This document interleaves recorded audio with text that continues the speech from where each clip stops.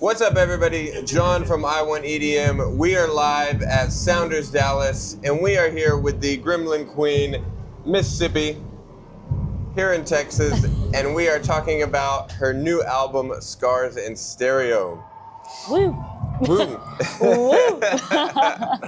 Oh. Okay. All right, so let's start with that title track. Yeah. What was the inspiration for that one? Because that one's deep.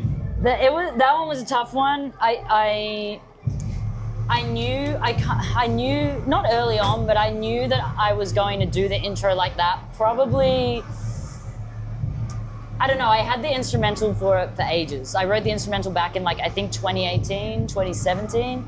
Oh, wow. Yeah, and I kept thinking of okay, I want a vocal on this, and then eventually it came into my head, and I was literally like, shit, I have to do a spoken word piece, and it has to, I don't know, it just kind of came to me like that. But in terms of what I was actually going to say, I actually put that off for a really long time because I knew it was going to be tough. And I knew I wanted to do it towards the end of me writing the album so that it was as close to when I was putting it out, so that I could really kind of sum up everything that had happened from when I started this career until that point. And when I went to write it, I was actually in Australia, which was kind of nice to be home to do it. I locked myself in this dark studio room. I literally turned off the lights, closed the curtains, and started by just journaling, because I was just I just want to start writing stuff out and think about what I want to put in here. And then eventually that journaling, I found little lines from it and little bits from it, and then that's kind of where it all came from. And I saw on social media that you pulled from a lot of journal entries. Yeah. Was that track? Yeah, that track. So that track. Well, some of the other ones were more. The other ones were more I had bits in, I'd kind of journaled about things and all that sort of stuff. That one in particular, I started writing all of it from journaling. Rather than an old journal entry, it was I'm going to journal about how I feel and da-da-da. And then I decided okay, I'm gonna journal first and turn that into the lyrics, if you get what I mean. So nice. Yeah, and I actually posted the actual journal that I was, the journaling that I was doing, which I was really scared to do because there are some parts in that journal entry that I'm oh, I actually feel uncomfortable sharing that I had that thought. But I don't know, that's it's all good to share things, but you have to be willing to share the the shitty things too, I guess. So. Absolutely. That kind of ties into my next question. Mm-hmm. You're kind of known for your bangers and your high energy sets. Yeah. Was it scary kind of putting something out so introspective and kind of a little slower pace? Yeah, I think it wasn't as scary to put it out. The scariest thing was, oh, now people are going to listen to this music, they're going to like this music, and now I have to start, not I have to, but I'm going to start playing it in sets. And that's the scariest part. Trying to find where to put it in the slower parts? Yeah, I figured that out before I put out the whole album, because I put out Ashes as the first single. And that one is a deeply personal song that is a little less club friendly, but people wanted to hear it in my sets, and I wanted to put it in my sets.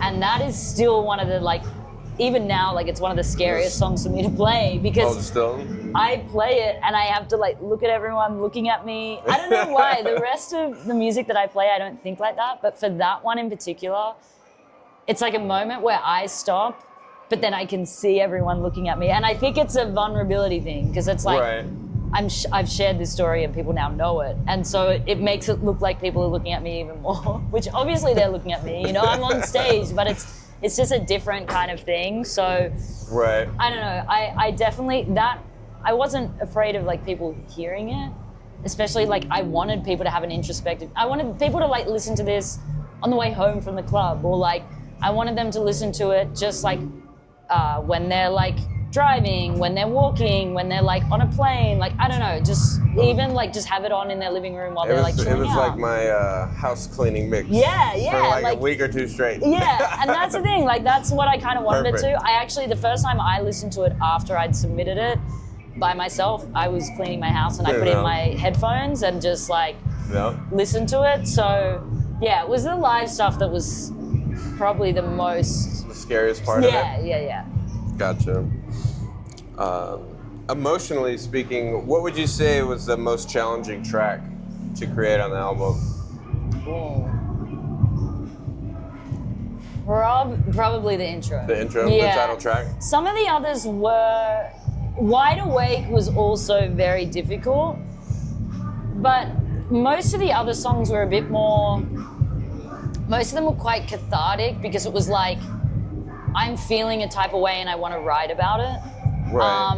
Whereas the intro, I was kind of avoiding writing about it because I was like, I do know that I feel that way, but it's not that I thought I wanted to get it out. It's that I need to tell people, or like, I don't know. It was a weird, like, I need to put it out there, but like normally I wouldn't tell anyone that. Yeah. And so that was probably the hardest, especially because that one in particular, I was alone in my room, you know, there was no bounce back, whereas, you know, some of the other songs, obviously some of them are still just me singing it and I had no back and forth, but there were some songs like Wide Awake with Nomi where I was talking to her about what I wanted to write about. So we sat down and I kind of talked it out with her and then we wrote it. So it makes it a bit lighter when you're with someone else. Yeah, and it makes it a little bit like, not as heavy because there's someone else. Not as heavy as locked in the room. Yeah. With all the lights out. Yeah, and it's, I don't know, but the intro was definitely probably the hardest. The others were more like, oh, I'm enjoying getting it out kind of thing. I did, in the end with the intro, it was just I avoided it for so long. So, right. Yeah. All right, so I know you've answered this question about 100 times on your story. Okay. I'm gonna ask it again. Okay. What is your personal favorite track off the new album? Have I answered that on my story? I don't know. It does change a lot. And especially with time. Like, originally, like, Ashes was my favorite because I feel like it was my best, like, production-wise. I was really proud of myself and, like, just everything about it I really loved. But I don't know, now that I go back, like, the intro I can't really listen to at the moment because it's, first of all, I listened to it way too much, especially when we were doing the music video and like all the editing. Like, I was so sick of seeing my face and so I was like, God, I just, even though it is just my face, I'm like, I don't want to look at myself, I don't want to hear myself. So I kind of have had a bit of I can't listen to that right now. But I am very proud of myself for that intro track. But there's some other random ones that, like, I don't know, that I really love. Like, Home is like one of those songs that's like, it just kind of sits there in the album. I don't think, like, you know, it wasn't like a shock value track. It wasn't like a single, but it's one of those ones that it feels like a warm hug to me. So I kind of really like that. Nice. The other one is, Can We Just Pretend? Oh, yes. That one I just love because I think it was one of the first songs I sang on, and I really like those kind of melancholy, lose sense of time kind of songs. Right. And that's kind of what that song's like. So I don't know, it changes. It changes week to week, you know? That's my personal favorite. Really? Yes. Yeah, I don't know. Pretend? It just, that's one of those ones, when I first wrote it, I listened to it on repeat. Like, for whatever reason, I have certain songs that I listen to on repeat, and that, for whatever reason, fit that just stuck in the brain? Yeah. Gotcha. How long as a whole would you say the whole project took? I know you mentioned some stuff all the way back in 2017, like when you really started honing in, like I wanted to do my debut album. Like. So technically I have them that I've written like the whole way through from 2017 until now, and some of them I wrote years ago. So you can even I actually went through my like something in my Instagram story archives, I could see when I started one of the songs, okay. which was like a few years ago. I was flying and was in a hotel room and I was working on it. But the actual process of like, oh, I'm actually Honing going to in. do an album. Right. So I December last year, I was like, shit, I think I'm writing an album. Like I just had all these songs that I wanted to put out. Right. And I wasn't really sure about da-da-da. And then I was like, I just had this realization. I was like, oh shit, like I'm writing an album. And it just, from that moment, I was like, that's what I'm doing. It was really scary to like... kind of put that thought. Yeah, to put that thought. And, like, and hey, not only we're- put that thought in my own head, but then like when I had to tell my, well not had to, but when I told my manager like, I'm putting out an album We're this doing year, this. like, and he started talking to like, I don't know, we started talking Deadbeats and all that stuff. I was like, okay, this is like now real and I actually have to do it. So it was really from like January, February was when I really started like locking in. And then usually have to hand in an album anywhere from like, usually around 6 weeks before it gets put actually- out. So Right, because you had Yeah. two singles. Two singles, yeah. off of it So- before it came out. yeah, so Nice. it was good. It was a long process, but like I got it done. So I'm like proud of that, you know, Right. like I'm like, I got it done. So there's clearly like a lot of pain and heartache and just a lot of everything that went into this album. Yeah. What kind of elements like did you pull from your everyday life, like breakups or hardships, Yeah, or just I mean, industry hardships? yeah, Like, there's a lot in there. Like, I mean, look, a lot of the album is sad, like, or like, you know, there's definitely a lot of heartache in any different way that you say right. it. There are a few tracks in there that are actually quite like positive and uplifting. Like, I kind of did it to balance it out. Like, I think it's got a good yeah, flow. like Next Up and Killer were both songs that I was like, this is kind of like where I'm at and where I'm pushing into. It's kind of like the, you know, okay, we've sat in this energy and da da da. Like, Oh yeah. you know, now it's kind of like being like proud of myself and being like, I'm the fucking shit and da da da, like that kind of thing. Like, and that's how I wanted Nice. people to feel when they were listening to those. But the as for a lot of the other songs, like, yeah, some of it was relationships and breakups.